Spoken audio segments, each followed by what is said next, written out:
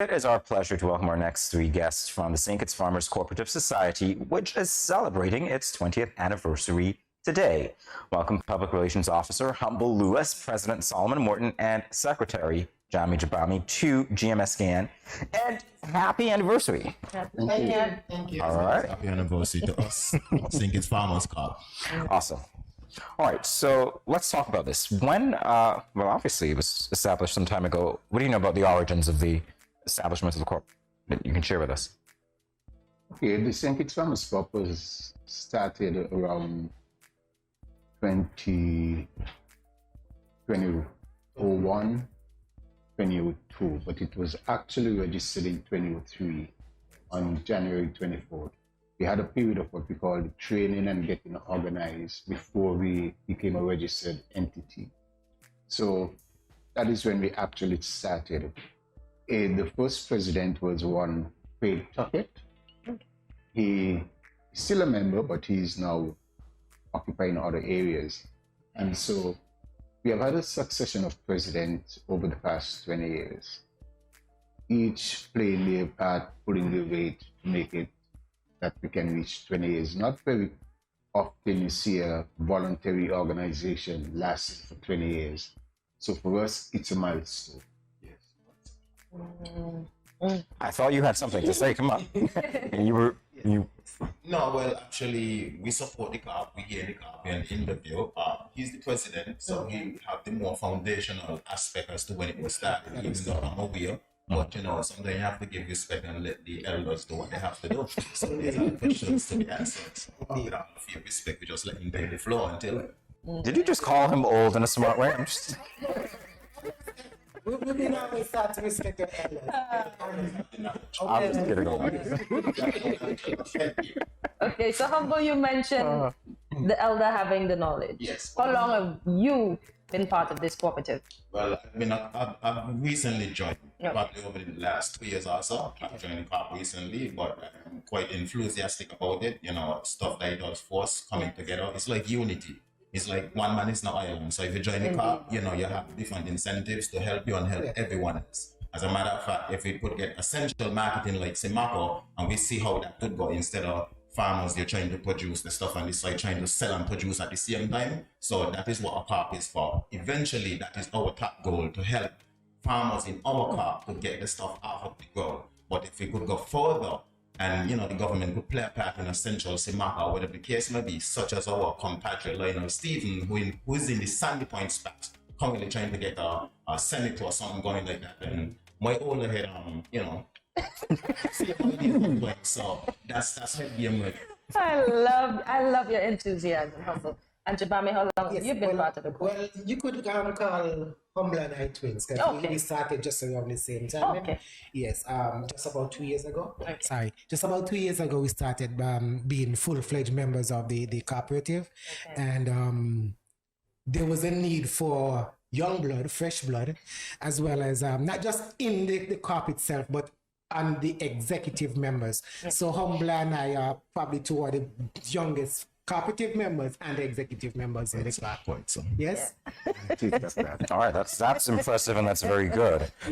Let's talk a little bit about the impact that the corporation has had on agriculture and development of the field. What do you think that impact has been? You mentioned the way that you can help farmers, so let's talk about that. Itemize it if you can for me. Well, we let the old head jump off on that. You're having a beat today, no? Yeah. All right. The St. Kitts Farmers Coop, we have been trying our best to make an impact.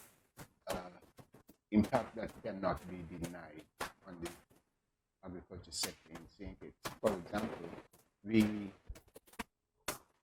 early in the life of the COP, did negotiate a Marriott memorandum of understanding, so they would have paid goods from the St. Kitts Farmers Coop. We opened it up to practically all the other COPs and individuals that it would come through us, because we had to get insurance and what have you to cover that aspect of it. So we did that. It worked for a period of time, but like anything else, it had its problem and it eventually fell apart after the changing of administration at the Marriott. Then we embarked on, well, the latest one and most prominent one is the Count Agri Strip that we have on the Newtown Road. That was our idea. Started with me really, and we pushed it until it reached this point that it has now become a featured and a staple part of agriculture and, as a matter of fact, life in St. Kitts. If you follow closely, you would recognize during the carnival celebration, it was mentioned as a judging point. So you would understand the kind of status that it has brought, not just to the agriculture sector, but across the community. Well, I'll also add to that you could always go and find fresh vegetables, because if you're not going down to the market, everybody knows you could always go at the agri strip and find fresh vegetables. And likewise, there's one of our colleague, Miss Pete. She's actually on the executive board as well, and she sells vegetables there every day. So you could go and get the vegetables. It's a known spot for that. I know Miss Pete. Miss Pete. She's probably watching right now. So that's the agri strip. Okay. So can you tell us the number of members that you have and the number of farmers that are involved in your cooperative? Well, from my aspect, like I said, I recently joined. There's quite a number of farmers in our crop in particular, but our crop is old crop. So as of now, how it stands, we need young blood. So these are some of the young blood. We hope to go into some recruiting after we assess ourselves and get ourselves together. Okay. We probably have like maybe over 30 to 40 members. Okay. But again, majority of the members them in there is in there a long time, and they are senior citizens, senior members and stuff like that. So some of them is getting ready to exit out the door. Okay. So this is where now we need to target the schools them, have correlation with the schools, have the schools them coming through to see farm and agriculture, see how agriculture is done, probably intercropping with the animals and crop, which I do on my farm. I'm trying to get the vouchers high school incorporated into that also, even though they go to the needless farm. But those are some of the incentives that we have to do. So we need recruitment, and we recruit. There's some people who love farming, and if you understand the background of it in terms of education and agriculture must get together. There's no nation straight without agriculture, without a food base and education. You cannot go into education alone. You have to have agriculture. You have to be able to feed yourself, sustain yourself, and if you don't, to be sinister to ordering food from overseas, more chemicals. So we need more food. Mm-hmm. Yes, might I add, a membership drive is what we were planning to have. We still planning to have it. Okay. But because of COVID, we had taken a backseat. Okay. Because prior to when we arrived, that was one of the main focus we were pushing just before 2010. And we were intending to go into the schools, get the children that are most interested in agriculture. Because I am currently living in Sadler's, where there's a primary and high school. Okay. Yeah, and normally as an individual, I would do donations to the school for their sports day, whether it's crops or stuff. Okay. Yeah, or any other event. Sometimes donations and yes, and most of my donations are based on the city stuff. So, like I said, because of COVID, we had really taken a step back in terms of going into the school and going out to personal school in terms of membership. But we are in need of fresh, young, enthusiastic persons who really know that agriculture is the way, and that's where we're going to be. With that said, how can the young, enthusiastic persons join the co-op?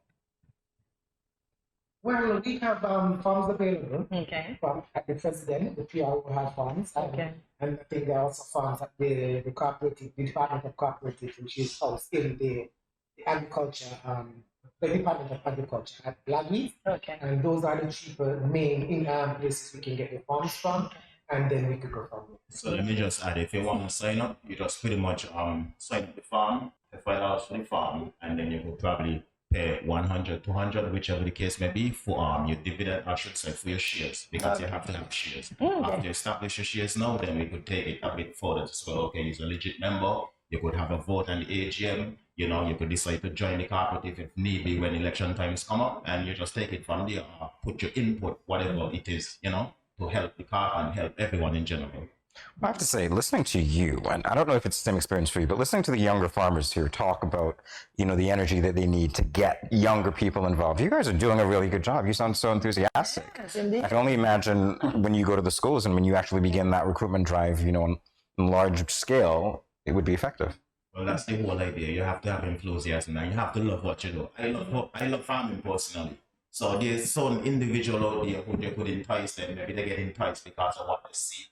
Maybe they just have a love for agriculture. So sometimes they give or take. But we still have to push the narrative of how important agriculture and the youths are, because if they left out the youths, there would be a major gap. Even if you look around the world right now, majority of the farmers then is old and ready to step out. But when you look at the young farmers them coming up, you don't see the gap there to fill the need, and that is a concern general worldwide. So let's do our bits and our parts right here in St. Kitts to ensure that we get the youths them on board and, you know, fill that gap. Absolutely right. All right, let's turn our attention now to the 20th anniversary celebrations. What can you tell us about those?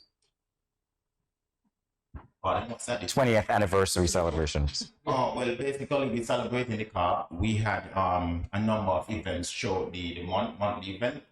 Today is the 24th. So today, personally, I'll backtrack, but today we'll be delivering food to the Cardinal home, the children home, to ensure, you know, that we, as a camp, establish and ensure that, hey, we're giving something to the community. Just recently, on the 15th, we had a church service, and then following the church service, we had awards given to members of the club who was outstanding and long, you know, lasting and generating for the club. So we awarded those members, which was Honest Weekly from, you know, one of the countryside. He's a long outstanding member. We had Arabella Nisbet, who was also, you know, past president, outstanding member as well, have given tremendous contribution. We had Paul Speeds, we're still there at the Agaship with Deliver. She's an outstanding long-term treasury, so we awarded her. And then we had Luther Clark, one of the founding fathers of the carpet setup. So, you know, we gave him an award, show our appreciation, gave him a luncheon.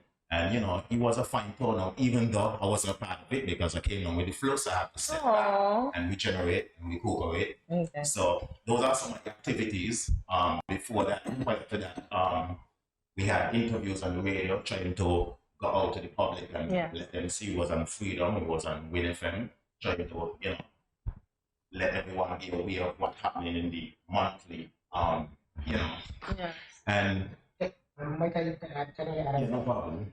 Also, along with the ceremony, the award ceremony, we did have an August trip on last Thursday. Yes. And then, That would be the guarantee. and then on the 29th, which is Sunday, the last Sunday of this week, we are having a farmers social at 2D Airline. So I'm not going to play what that makes it, you know. Yeah. We are looking to have a little fun time, you know. The farmers come out, you can bring your land of family.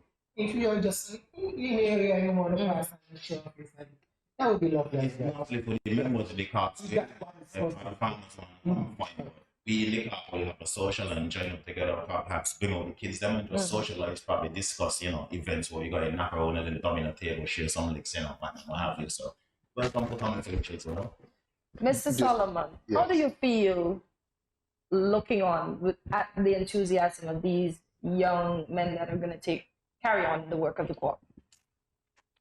It's exciting, it's rewarding in the sense that we have been pushing for this for quite a while, and to actually see the fruits of your labor brings a sense of satisfaction. However, I wish to say that the beauty about St. Kitts Farmers Co-op is that it is the largest co-op in St. Kitts. It covers not just crop production, but animal agro-processors. So we have a variety of members, and that add to the strength and the attraction. So I would say if there is, maybe I shouldn't put it that way, but anyone who is looking to join a co-op of choice, St. Kitts Farmers Co-op. I like that.